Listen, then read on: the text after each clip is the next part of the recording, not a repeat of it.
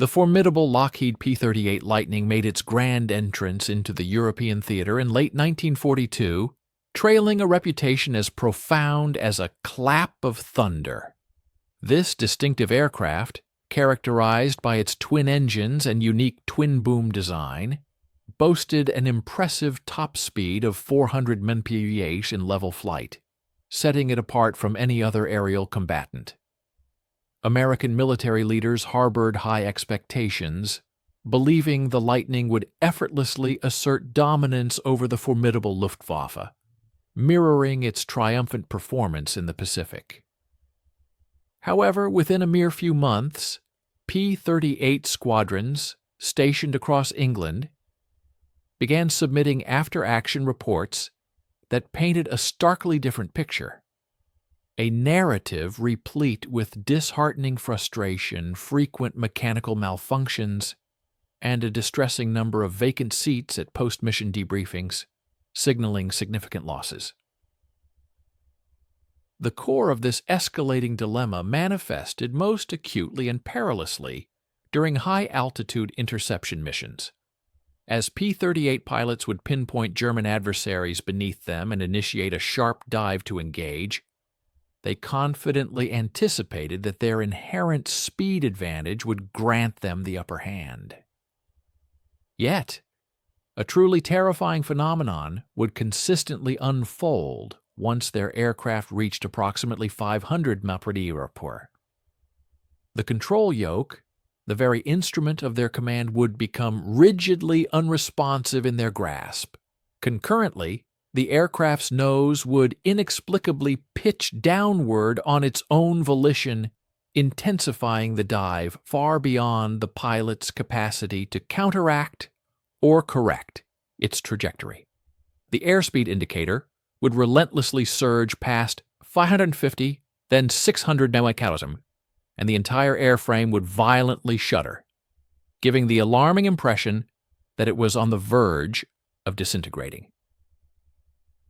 While a fortunate few pilots, through sheer physical exertion and a stroke of luck, managed to wrestle their aircraft out of these perilous descents, many others tragically did not survive these terrifying encounters. Between the months of October 1943 and January 1944, the 55th Fighter Group alone recorded the loss of 11 P-38's to what official reports dispassionately labeled compressibility accidents. These incidents involved aircraft inexplicably plunging into the English Channel or the verdant French countryside, often with their engines operating flawlessly and entirely absent of any enemy fire. Please stay with us and watch the end of the video. We will be grateful for your like and subscription. Also, please leave a comment about where you are from and what you think about the video topic. The term compressibility was a concept that had scarcely registered in the lexicon of aviation prior to the outbreak of the war. While engineers at Lockheed possessed a theoretical understanding of this aerodynamic phenomenon, such abstract knowledge typically resided within the controlled confines of wind tunnels and intricate technical documents, far removed from the brutal realities of combat at 25,000 feet over occupied France. What the P-38 pilots were experiencing firsthand was their aircraft's alarming proximity to the speed of sound, specifically around Mach 0.68 during a dive, at which point the airflow over the upper surface of the wing began to generate powerful shock waves. These disruptive waves fundamentally altered every aspect of the aircraft's handling characteristics. Crucially, the horizontal stabilizer, strategically positioned between the twin tail booms, found itself immersed in this turbulent, disturbed air created by the shock waves, resulting in an almost complete loss of its aerodynamic authority and effectiveness. In practical, harrowing terms, this meant that the elevator, a critical control surface, ceased to function. The P-38 effectively transformed into a 16,000-pound glider, inexorably locked into a terminal dive, leaving its pilot with no recourse but to helplessly observe the altimeter's frantic spin and offer desperate prayers. The keen-eyed Luftwaffe quickly took note of this profound vulnerability. German fighter pilots, having meticulously honed their tactics throughout 1940 and 1941 against the comparatively slower Hurricane and Spitfire, were masters of aerial combat. They were intimately familiar with every maneuver, the evasive split S, the aggressive high-side diving pass, and the strategic chandelle climb to escape danger. Upon the arrival of the P-38's, seasoned German pilots initially approached them with a degree of caution. However, by mid-1943, after carefully observing numerous engagements, Luftwaffe tactical bulletins began to highlight a very specific and exploitable weakness. If a German pilot could successfully entice a Lightning into a diving chase, particularly from altitudes exceeding 20,000 feet, there was a significant probability that the American pilot would lose control of their aircraft somewhere around 18,000 feet. Consequently, German pilots began to deliberately execute shallow dives when pursued by P-38's, fully aware that the Americans would follow, and precisely anticipating the devastating consequences that would ensue. This was not merely a tactical advantage, it was a potent form of psychological warfare, designed to erode the confidence of their adversaries. P-38 pilots, burdened by this terrifying knowledge, began to exhibit hesitation at the most critical juncture, that fleeting split second in air combat where aggressive action is paramount. By the spring of 1943, the morale within P-38 units was visibly fracturing. These pilots were far from cowardly. They were courageous volunteers who had traversed an entire ocean to engage in battle. However, they were flying an aircraft that seemed to punish their very aggression. That exacted a deadly toll for the very instincts that made them effective fighter pilots. A fundamental change was desperately needed, and it had to be implemented with urgency as the aerial conflict over Europe was rapidly escalating, and the 8th Air Force required every conceivable advantage it could possibly muster. The Luftwaffe's shrewd tactical adaptation to the P-38's inherent vulnerability was not merely a matter of opportunistic exploitation, it was a thoroughly systematic approach. By June 1943, German fighter units tasked with defending the Reich had formalized specific engagement protocols designed explicitly for the Lightning, disseminating these crucial instructions through official training documents. Jagdgeschwader 26, one of the most experienced and formidable fighter wings operating from its bases in northern France, had meticulously compiled detailed notes on the characteristics of American fighter aircraft. Their assessment of the P-38 was brutally accurate and incisive, formidable in level flight and during climbing turns, but critically vulnerable in sustained dives exceeding 450 meters, and predictably susceptible when forced to choose between aggressive action and self-preservation. Oberleutnant Adolf Galland, who by this period had ascended to the esteemed position of General der Jagdflieger, reportedly reviewed extensive combat film footage captured by gun cameras, which starkly depicted P-38's abruptly disengaging from attacks at crucial moments. In numerous observed instances, Lightnings had initiated surprise attacks on German formations, capitalizing on their altitude advantage, and subsequently commenced dives. However, they would then abruptly pull up and away just as they were approaching effective firing range. German pilots initially misinterpreted this behavior as either excessive caution or a lack of adequate training. Yet, after thoroughly debriefing several such encounters and meticulously examining American aircraft that had been either shot down or captured, Luftwaffe intelligence officers painstakingly pieced together the intricate puzzle of the compressibility problem. While they did not fully grasp the precise aerodynamic science underpinning it, German fighters also contended with their own high-speed handling challenges. They unequivocally understood that this vulnerability existed and, crucially, how to effectively exploit it. The standard German defensive tactic consequently evolved into what their pilots affectionately termed the diving spiral. When ambushed by P-38's from a superior altitude, a Bf-109 or FW-190 pilot would immediately initiate a moderate dive, typically at an angle ranging from 30 to 40 degrees, while simultaneously entering a gentle, lazy spiral. This was not a desperate full-throttle emergency escape. Rather, it was a meticulously calculated maneuver. The chosen dive angle was sufficiently steep to rapidly build speed and compel the pursuing P-38 to follow in an even steeper dive to close the distance. However, it was also shallow enough that the German fighter remained comfortably below the critical compressibility range. The Messerschmitt Bf-109G, for example, could reliably handle dives up to 470 Muttermacher with relatively stable and responsive controls.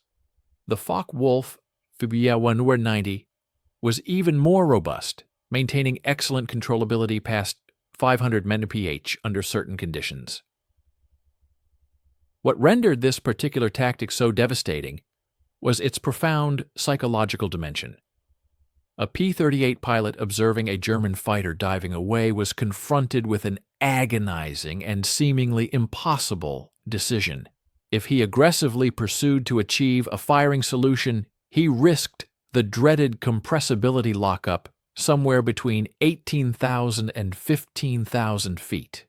Conversely, if he prudently pulled up early to avert that catastrophic risk, he allowed the enemy to escape, simultaneously appearing ineffective to his squadron mates. Both choices gnawed relentlessly at his morale and confidence. Lieutenant Colonel Jack Jenkins of the 55th Fighter Group articulated this profound dilemma in a classified report dated August 15, 1943, stating, "Our pilots know the aircraft's limitation. The Germans know it too. They're using our own airplane against us." Actual combat encounters from that summer vividly illustrated the problem with stark and unforgiving clarity. On July 28, 1943, during a critical bomber escort mission to Kassel, P-38's from the 20th Fighter Group engaged Bf-109s belonging to Jagdgeschwader 3. The Americans held a significant altitude and positional advantage, nearly 5,000 feet above the German fighters. When the P-38's initiated their dives to attack, the Messerschmitts immediately split and dove away in divergent directions. 3 Lightning pilots tenaciously followed their respective targets through 22,000 feet, then through 20,000.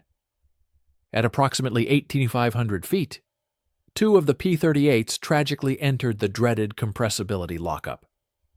One pilot, through extraordinary skill and fortune, managed to recover his aircraft at 8,000 feet after an uncontrolled descent of a staggering 10,000 feet. The other pilot, however, never recovered at all. His aircraft impacted violently in a dense forest south of Kassel. The Bf-109s, meanwhile, effortlessly climbed back to their original altitude and rejoined their formation.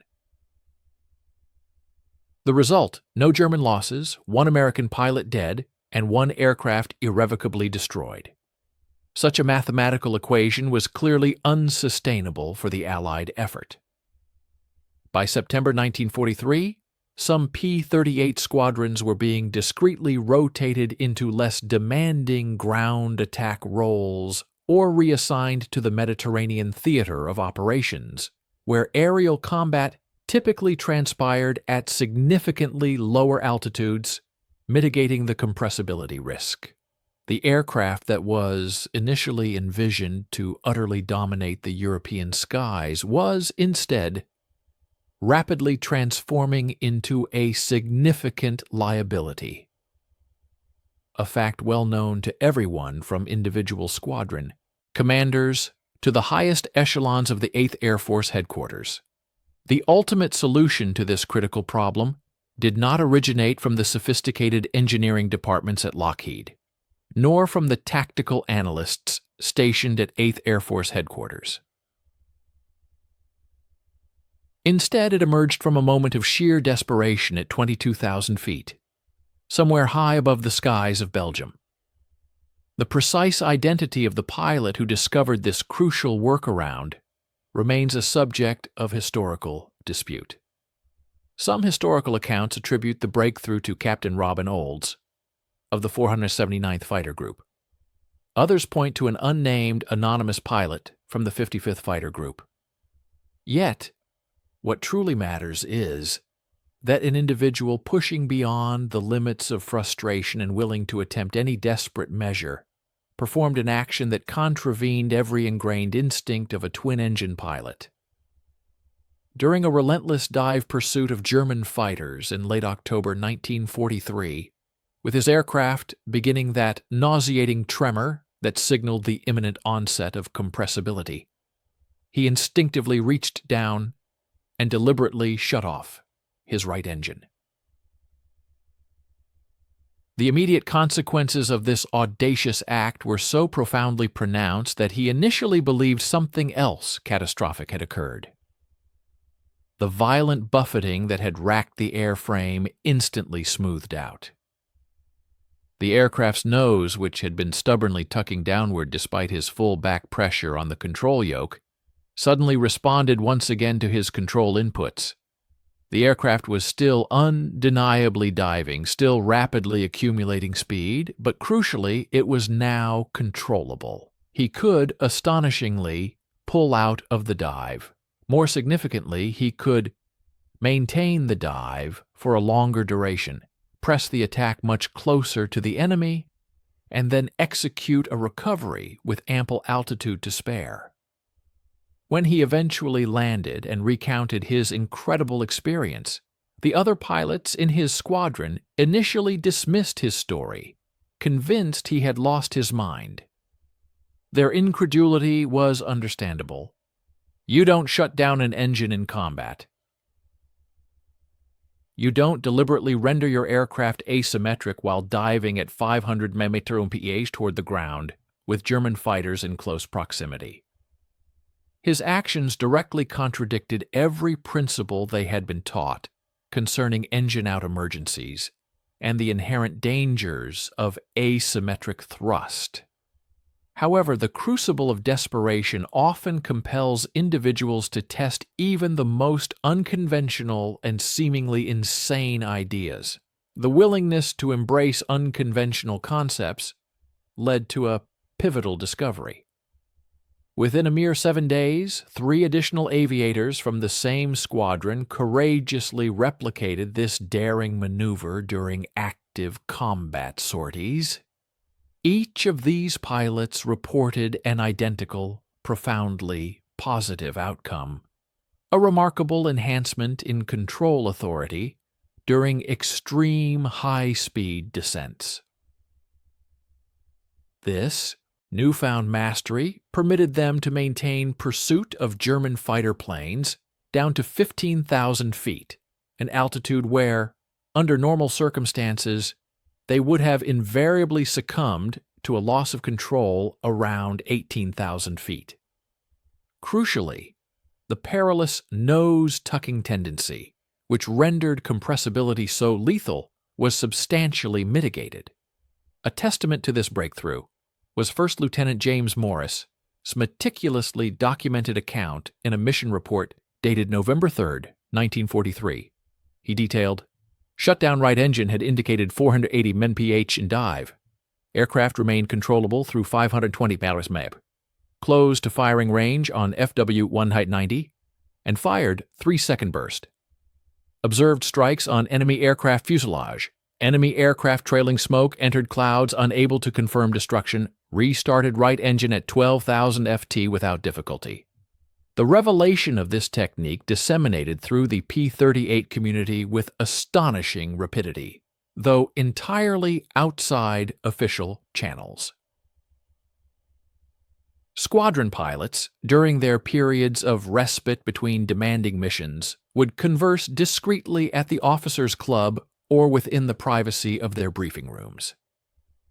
They freely exchanged precise operational details: which engine to disengage at what specific altitude, the correct procedure for restarting it, and critical indicators to monitor. While some aviators noted that shutting down the left engine yielded equally favorable results, others discovered minor procedural adjustments that suited their individual styles. The profound mystery, however, was the underlying mechanism of its efficacy. These individuals were seasoned combat pilots, not erudite aeronautical engineers. Their imperative was not to comprehend the intricate physics involved, but simply to possess a reliable method that ensured their survival and empowered them to execute their missions effectively. However, resistance to this innovative method emerged from unforeseen sources. Maintenance crews, in particular, were profoundly alarmed. The Allison V-1710 engines, which provided the formidable power for the P-38, were notoriously intricate and capricious machines, especially when subjected to the frigid temperatures prevalent during high-altitude operations over Europe. The deliberate act of shutting down one of these engines and subsequently attempting to restart it amidst the chaos of combat conditions seemed akin to actively courting catastrophic failure. The legitimate concerns included engine fires, mechanical seizures, and unsuccessful restarts. All very real and potentially fatal possibilities. Squadron commanders found themselves in a difficult quandary. They had pilots employing an unsanctioned procedure that demonstrably worked but carried palpable risks. No official testing had been conducted, nor had any technical order from Lockheed or the Army Air Forces formally authorized its use. Yet, it was undeniably working. Pilots who adopted it were surviving dives that had previously claimed lives, and they were successfully engaging German fighters who had believed themselves to be impervious. By late November 1943, the technique had permeated at least 4 P-38 squadrons stationed in England. The genie was unequivocally out of the bottle. The pressing question now was whether official channels would embrace it, undertake a thorough investigation, or attempt to suppress it on the grounds of excessive danger. We invite you to stay with us and watch the end of the video. We will be grateful for your like and subscription. Please write a comment about where you are from and what you think about the video topic. The precise aerodynamic rationale behind the single engine shutdown, its ability to mitigate compressibility effects, was not immediately apparent, even to the seasoned engineers at Lockheed's Burbank facility, when reports of the technique finally reached them in December 1943. The initial logical presumption was that a reduction in overall engine power would somehow decrease the aircraft's dive speed. However, pilots consistently reported that they either maintained or, in some instances, even augmented their dive velocity with one engine disengaged. The true explanation resided in the intricate interplay between propeller rotation, the disruption of airflow, and the P-38's distinctive twin-boom design. During normal operational dives, even with reduced throttle settings, both propellers spun at exceedingly high revolutions per minute. Each propeller acted as a substantial disk, vigorously agitating the air, generating a spiraling slipstream in its wake. These slipstreams flowed rearward along the aircraft. Booms directly influencing the air currents reaching the critical horizontal stabilizer and elevator surfaces positioned between the tail booms. As the aircraft accelerated towards compressibility speeds, approximately Mach 0. 68, shock waves began to form on the wing's upper surface and its inboard sections. This phenomenon created separated turbulent air, which, when combined with the existing propeller slipstreams, resulted in an aerodynamic maelstrom at the tail. Consequently, the elevator found itself immersed in disturbed air moving in multiple simultaneous directions, effectively nullifying its control effectiveness. Shutting down one engine fundamentally altered this entire airflow dynamic, with one propeller either stationary or windmilling at a significantly reduced RPM. The resulting asymmetric slipstream effect surprisingly contributed to stabilizing the air currents reaching the tail surfaces. The operational engine's slipstream continued to create a rotating flow on one side, but the dead engine's motionless or slow-spinning propeller generated comparatively undisturbed air on the opposing side. This created an asymmetry that counteracted some of the turbulence induced by the shock waves forming on the wing. More importantly, it diminished the aggregate volume of spiraling high-energy air impacting the horizontal stabilizer, precisely at the moment when that stabilizer required clean, laminar airflow to retain its crucial effectiveness. There was also an ancillary consequence that pilots intuitively sensed but were unable to articulate with scientific precision. The P-38's twin power plants were positioned considerably far from the fuselage center line, mounted within the booms roughly 8 feet apart. When both engines were producing thrust, even at reduced power settings during a dive, that thrust was symmetrically distributed. However, with one engine disengaged, the sole operating engine generated a yawing moment, a distinct inclination for the aircraft to rotate about its vertical axis. To counteract this rotational force, the pilot was compelled to apply rudder pressure.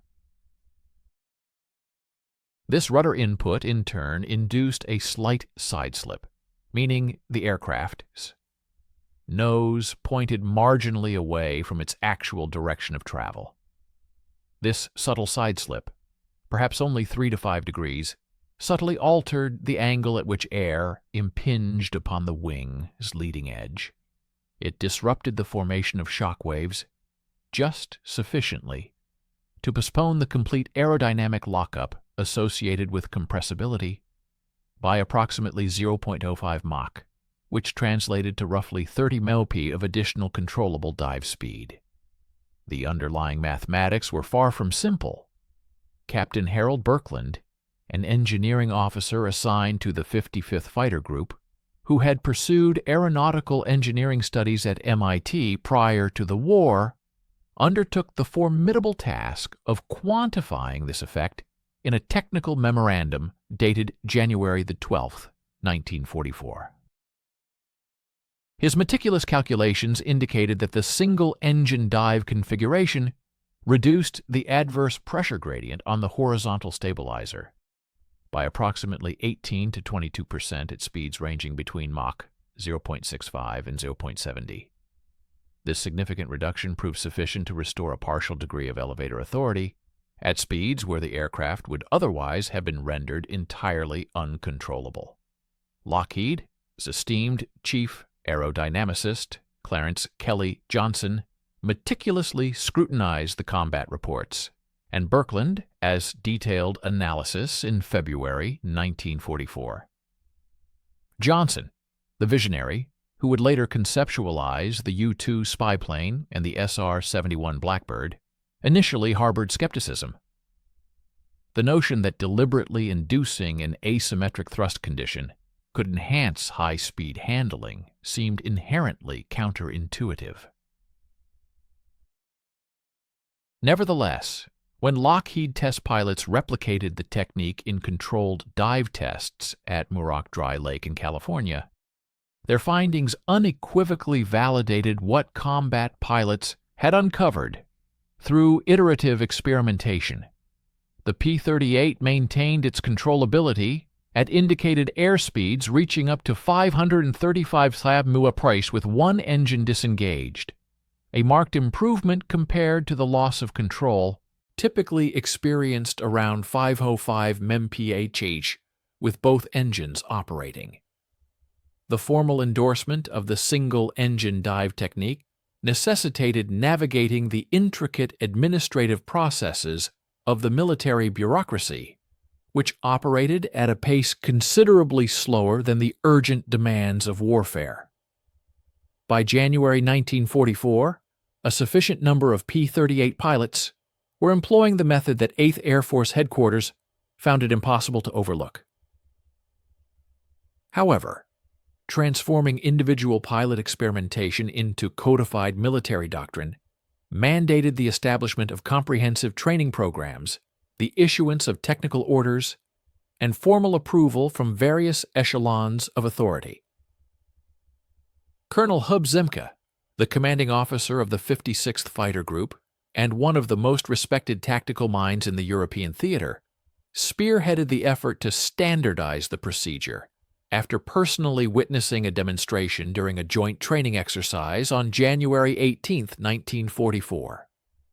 The inaugural structured training program commenced at Boxted Airfield in Essex, the operational base of the 55th Fighter Group, on January 25, 1944.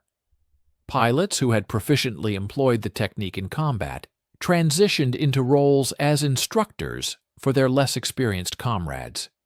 The instructional progression was systematically methodical, owing to the palpable dangers involved. Trainees initially practiced disengaging an engine in level flight at 20,000 feet, thereby familiarizing themselves with the unbalanced flight dynamics, the requisite rudder pressure, and the critical restart procedure.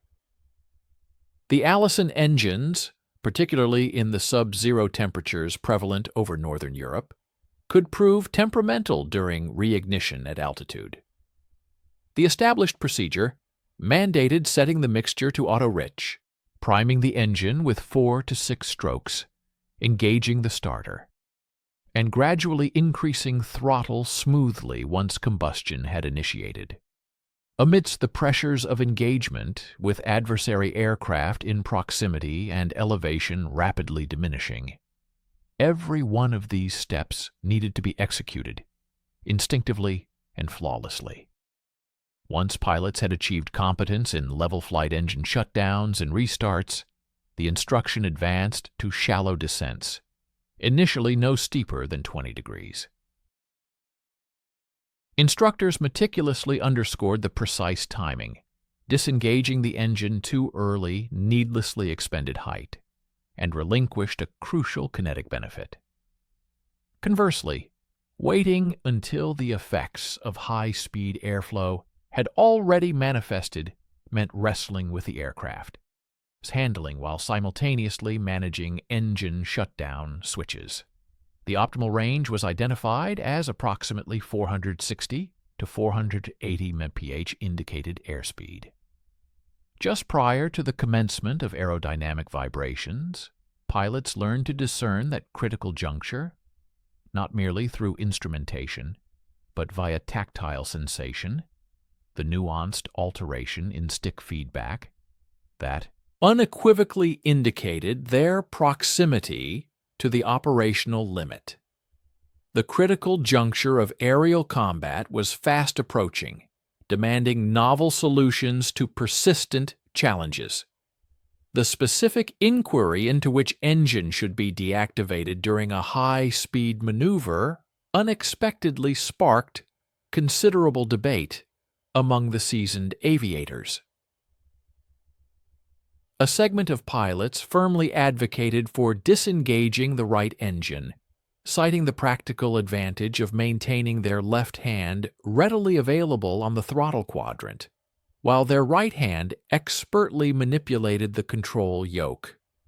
Conversely, another faction expressed a preference for shutting down the left engine, contending that the resultant yawing motion was more readily corrected through judicious application of rudder control. Following several weeks dedicated to the meticulous collection and analysis of training data, a definitive consensus gradually materialized. The choice of engine ultimately held no significant aerodynamic consequence. The performance benefits derived from either method proved to be virtually indistinguishable. What truly emerged as paramount was the unwavering principle of consistency. It was deemed essential that each pilot select a specific engine for this procedure and unfailingly adhere to that choice, thereby ingraining the entire sequence into an automatic, instinctive muscle memory. By the advent of March 1944, the specialized training regimen had been systematically broadened to encompass every P-38 unit stationed across England, marking a significant operational shift. Technical Order to 0175F1, formally disseminated on the 8th of March 1944, conferred official authorization upon the single-engine dive technique. However, the language employed within the order was meticulously crafted to underscore its status as a discretionary tactical option rather than an obligatory operational requirement. The directive precisely stipulated minimum altitude thresholds for the safe re-engagement of the engine, no lower than 8,000 feet when operating over friendly territory, and a more cautious 10,000 feet when traversing hostile airspace. These specified minimums were prudently established to furnish ample margin for addressing any unforeseen mechanical complications and to accommodate the requisite time for their resolution. Furthermore, the order conscientiously included explicit warnings concerning the inherent limitations of this innovative technique. It unequivocally clarified that while the method significantly attenuated and postponed the adverse effects of compressibility, it did not entirely eliminate the phenomenon. Pilots were cautioned that exceeding speeds significantly beyond 550 mph still carried the substantial risk of an irretrievable loss of aircraft control. Despite the tactical advantages conferred by the new technique, the aircraft inherently retained its asymmetric characteristics throughout the maneuver, necessitating a continuous and precise application of rudder pressure to maintain directional stability. Consequently, its handling qualities remained distinctly different from those experienced during conventional two-engine flight. Recognizing these operational nuances, squadron operations officers diligently undertook the task of formulating and refining tactical formations specifically designed to seamlessly integrate this novel technique into combat scenarios. When executing an attack, commonly referred to as a bounce, on German fighters from a position of superior altitude, the standard four-ship flight formation would strategically bifurcate into two distinct pairs. The leading element of this split would then initiate the aggressive assault by employing the single-engine dive, while the second element, maintaining both engines in operation, would strategically position itself at a higher altitude. This trailing element's crucial role was to provide essential protective cover for the lead element during their critical recovery phase and subsequent engine restart. This carefully devised strategy not only preserved invaluable combat flexibility, but also effectively maximized the aggressive potential inherent in the single-engine dive when engaging enemy targets. After 2 or 3 paragraphs, ask us to stay with us and watch the end of the video. We will be grateful for your like and subscription. Write a comment about where you are from and what you think about the video topic. The very first documented aerial triumph unequivocally attributable to the employment of the single-engine dive technique transpired on March 15, 1944, during the course of a critical bomber escort mission bound for Augsburg. Second Lieutenant Robert Anderson, a pilot assigned to the 38th Fighter Squadron of the 55th Fighter Group, astutely observed a formation comprising 6 Bf-109Gs, positioned approximately 4,000 feet beneath his own flight, which was cruising at an altitude of 24,000 feet.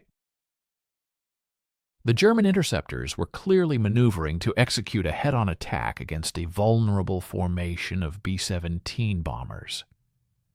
Anderson's quartet of P-38's possessed a distinct tactical advantage, benefiting from both superior altitude and favorable sun position.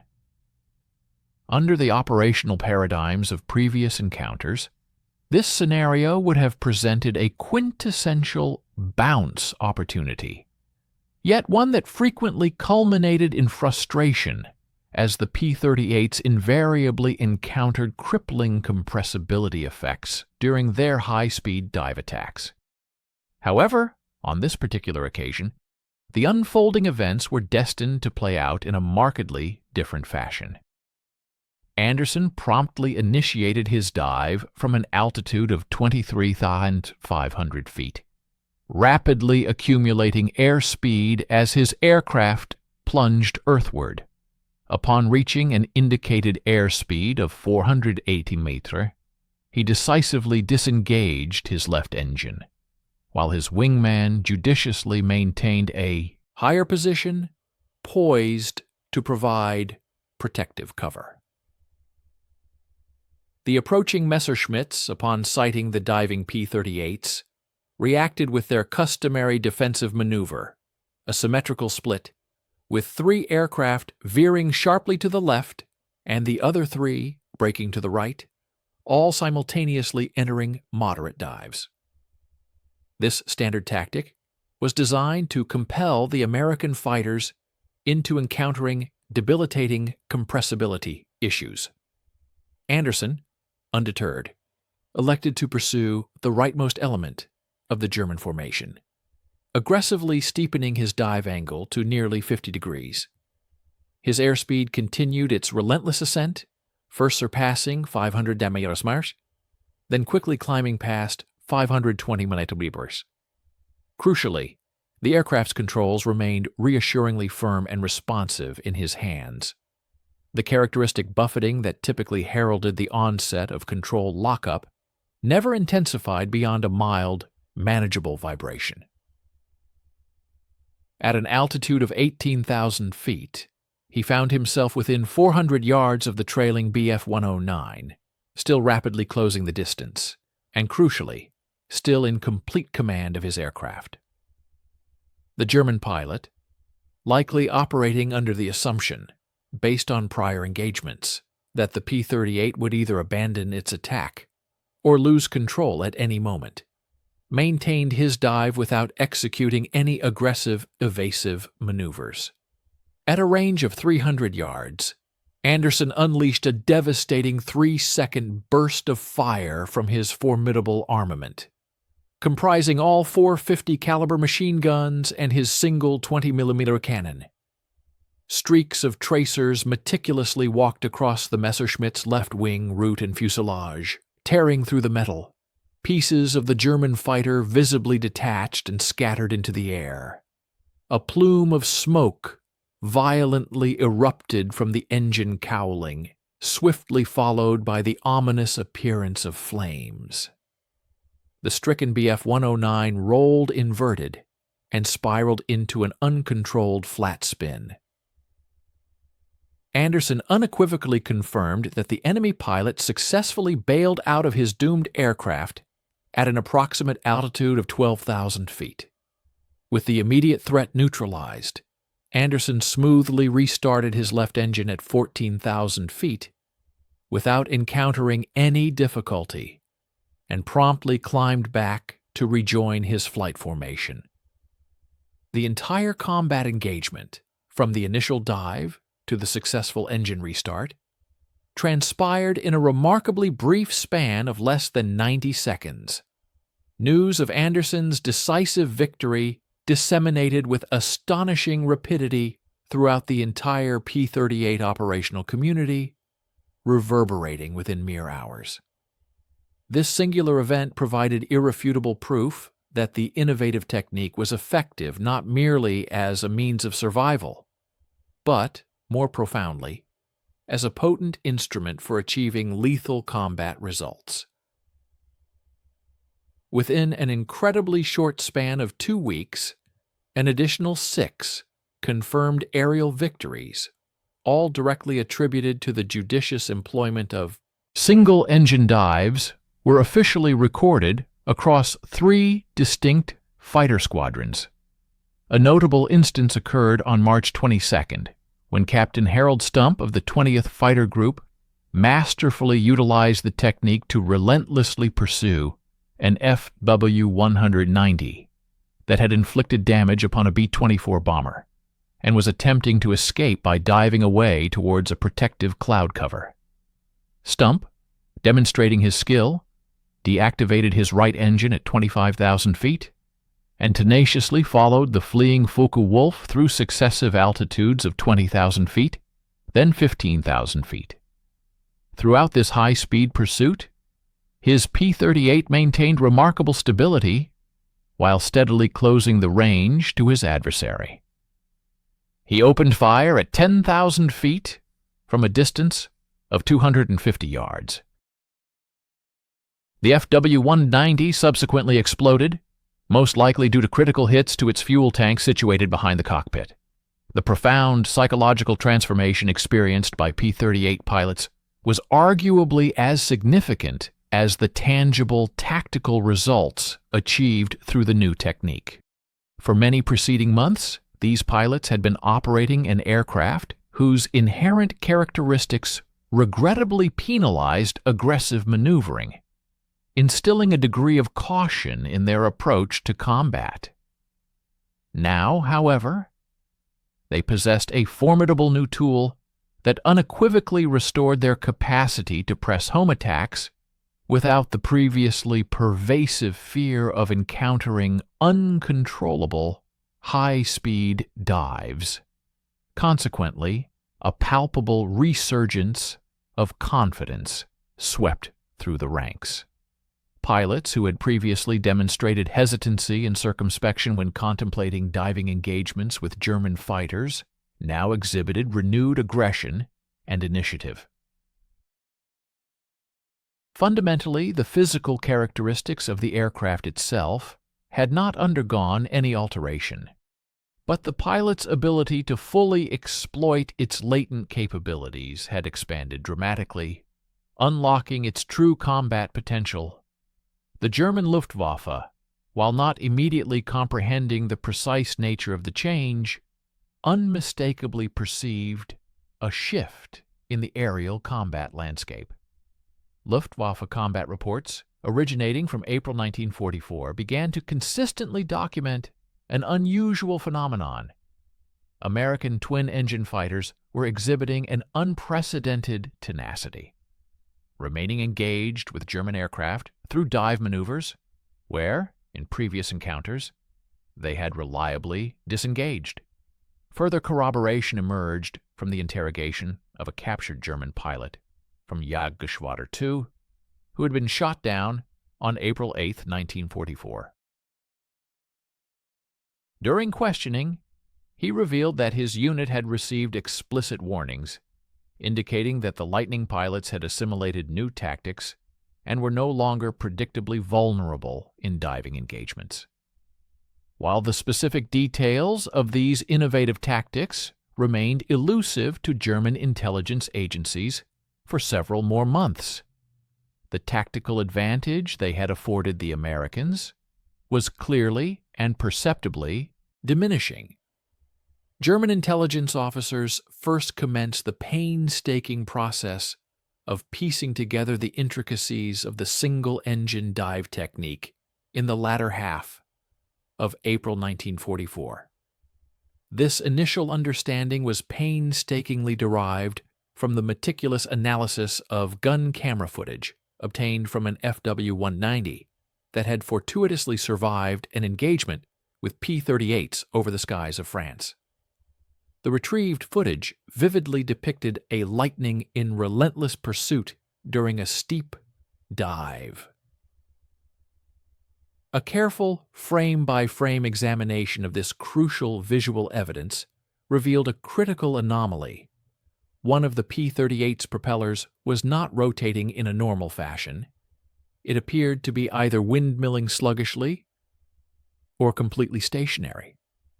Initial analyses, however, prematurely dismissed this observation, attributing it to either battle damage sustained during the engagement or a mechanical failure.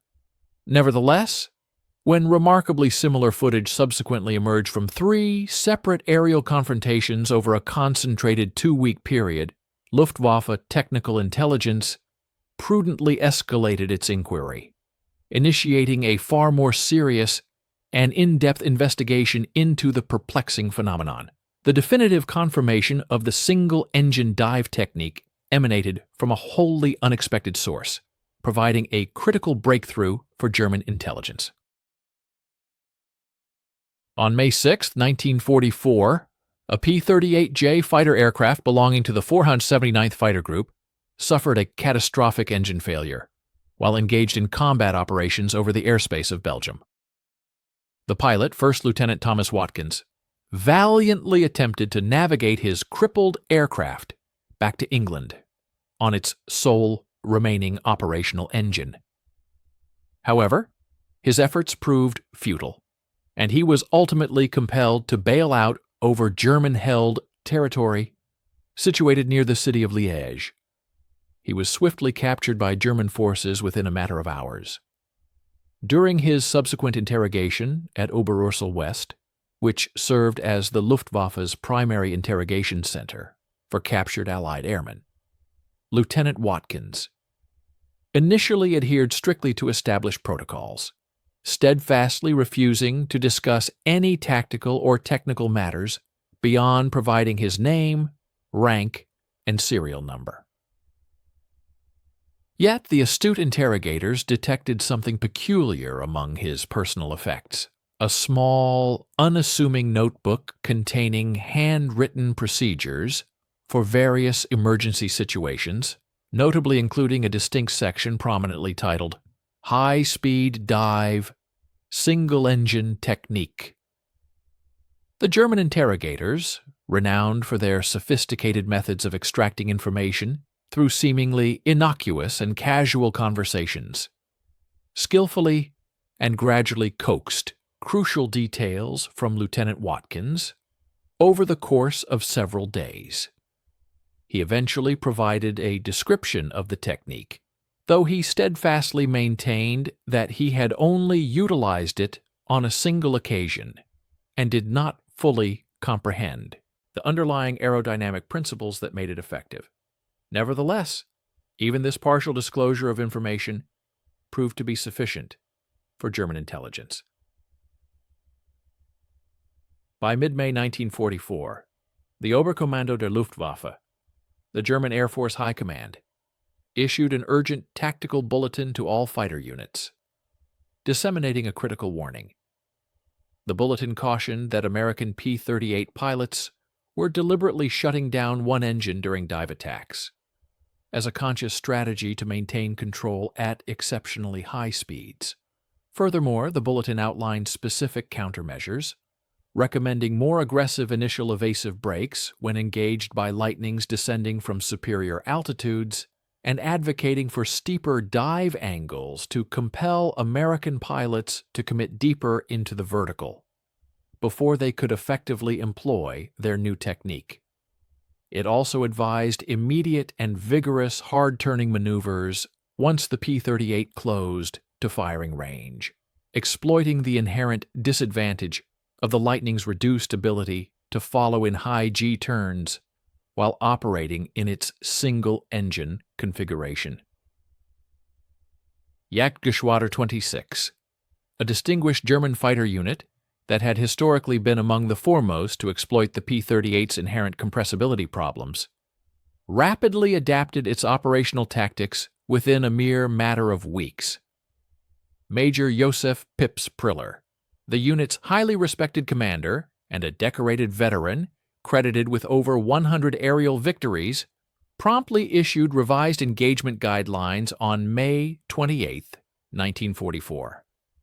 When confronted by P-38's possessing an altitude advantage, his pilots were explicitly instructed to execute immediate split S maneuvers, followed by sustained high-speed runs at low altitudes.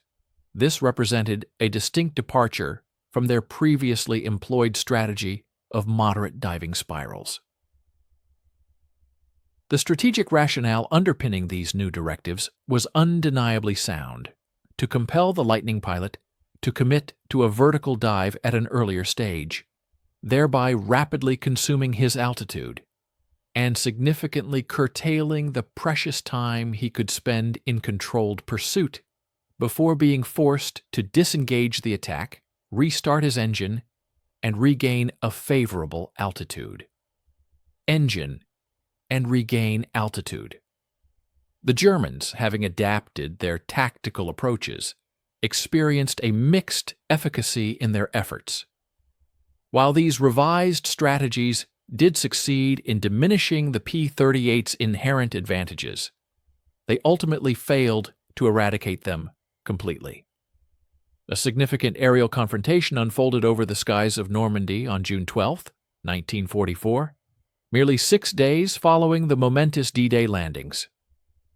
This extensive engagement pitted components of 3 P-38 groups against numerous German fighter units.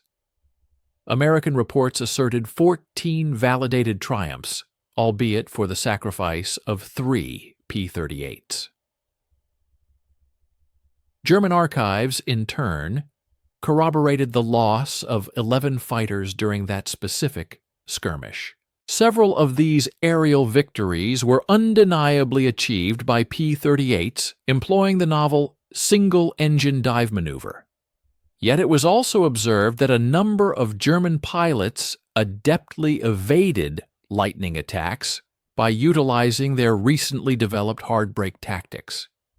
This particular engagement vividly demonstrated that the innovative single-engine technique had indeed recalibrated the strategic dynamic, but it had not by any measure left German fighters utterly defenseless. The most profound achievement of this unconventional technique was undeniably psychological.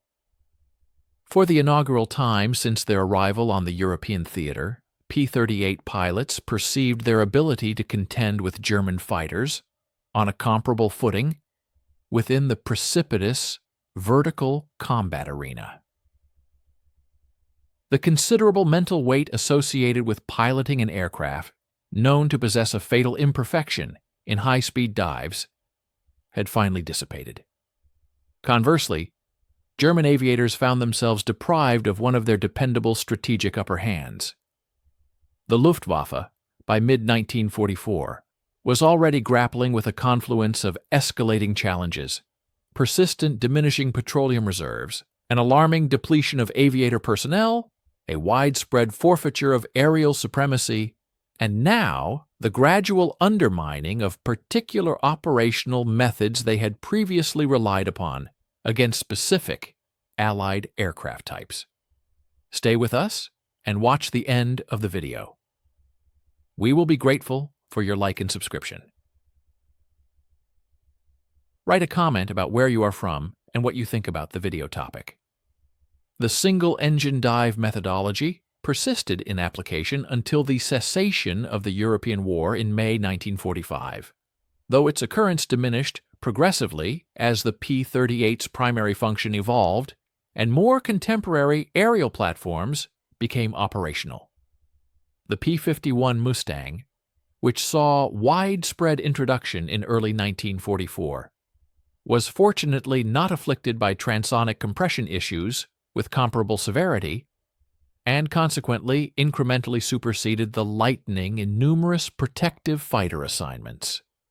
By the latter half of 1944, The majority of P-38 units stationed in Europe had reoriented themselves towards close air support operations, a domain where the single-engine dive technique offered only restricted utility.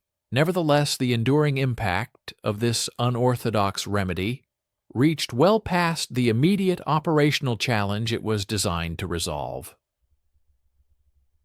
Engineers at Lockheed, the National Advisory Committee for Aeronautics, NACA, the precursor to NASA, and other prominent aircraft manufacturers exhaustively investigated the P-38's compressibility issue and the single-engine workaround in subsequent peacetime examinations. This phenomenon unveiled significant lacunae in the comprehension of transonic aerodynamics, a scarcely comprehended domain situated between subsonic and supersonic flight, where compressional disturbances initially manifest. Wind tunnel testing, conducted in 1943 and early 1944, had unfortunately proved incapable of forecasting the gravity of the P-38's problems, because the available wind tunnels of the era could not precisely replicate transonic environments. The aircraft had, in essence, fundamentally functioned as a complete experimental apparatus for airflow dynamics that contemporary laboratory equipment was not yet able to reproduce. Kelly Johnson's subsequent evaluation, meticulously detailed within a specialized report published in 1947, conceded that the P-38's empennage configuration was inherently defective for elevated velocity maneuvers. The act of positioning the horizontal stabilizing surface directly within the turbulent airstream behind the wing and between the twin booms created an untenable predicament once compression fronts materialized. Future twin-boom designs, such as the later variants of the Northrop P-61 Black Widow and various post-war aircraft, integrated insights gleaned from the P-38's struggles. Consequently, empennage arrangements, where the horizontal stabilizing surface rests atop a vertical appendage, significantly clear of the wing's turbulent trail, was established as the norm for aircraft anticipated to perform at elevated but still subsonic velocities. Furthermore, the single-engine technique profoundly shaped perspectives concerning differential propulsion control. Prior to the P-38 experience, asymmetric thrust was perceived predominantly as a critical exigency to be either rectified or circumvented. However, the realization that intentional imbalance in propulsion could yield aerodynamic advantages under specific circumstances unlocked novel paths of inquiry. Subsequent prototype airframes occasionally integrated varied engine power as a maneuvering apparatus, though this specific concept did not achieve widespread adoption in mainstream fighter design. The more nuanced true lesson was this: that heterodox approaches to aerodynamic problems might be discovered through field-based testing rather than solely via theoretical design scrutiny.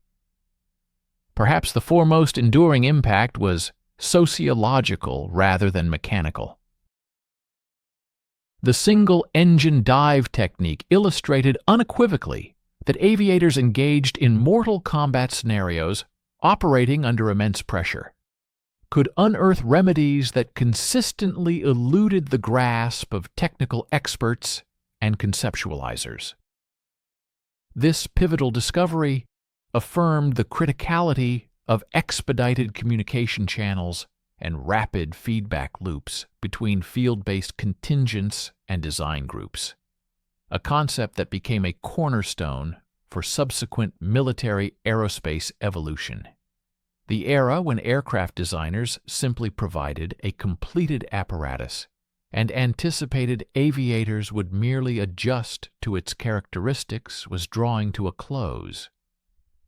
The P-38 experience powerfully showed that the most effective aerial platforms materialized from authentic partnership and genuine collaboration between those who conceived the machines and those who piloted them in hostilities. For the intrepid pilots who flew P-38's across Europe during 1943 and 1944, the technique held a deeper, individual resonance. It served as undeniable evidence of their capacity to adjust, innovate, and surmount inherent constraints in their equipment through sheer skill and ingenious improvisation. While the P-38 never became the preeminent aerial combatant in Europe that pre-conflict prognostications had foreseen, it nevertheless performed competently and effectively once its personnel mastered operating both within and circumventing its inherent limitations. Scores of aviators returned their Lightnings to base intact, utilizing a methodology conspicuously absent from any official operational guide, a technique discovered not within a specialized research facility, but rather in the urgent ingenuity of high-altitude aerial engagement at 22,000 feet. That is the species of ingenuity rarely chronicled in formal records, yet one that consistently alters the trajectory of aerial confrontations and preserves human existence through each deactivated power plant and each deliberate descent.